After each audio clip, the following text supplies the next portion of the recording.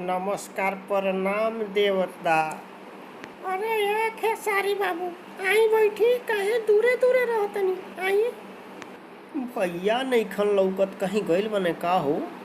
हाँ, वहाँ के हाल का बताइए खेसारी बाबू। कहियो एक छिन घरे बैठे न। हाँ, पूरा दिन भर एने ओने घूमते रहे न। खाना खा के निकलल बने, कहाँ गइल बने कोनो पता नहीं है। का करी, हमरो बैठल बैठल मन नइखे लागत। कहली चली काजल भाभी के पास, थोड़ा टाइम पास हो जाई। का करिए खेसारी बाबुआ, हमारो मन ना लागेला हो अकेले घर में। अरे रोज रोज हमारे लग में आके बैठल करता तो हमारो मन तनी लागत नहीं। हाँ, का करी, तोहरा से मिले के तो हमरो मन करेला हो भाभी, लेकिन टोला परोसा का सोची कि रोज रोज खेसरिया ओकरा घरे जाता, लागता कोनो चक्कर चलता का। बक जाए दी, जे जवन सोचता सोचे दी।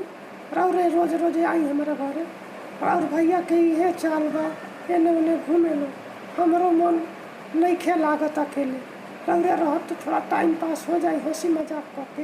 अरे रोज रोज अइलही ले गुण नइखन, हमरो कोनो फायदा होखी तबे नु आई। हाँ बोलो। ए खेसारी बाबू, ऐसे कहीं कहते नहीं जी।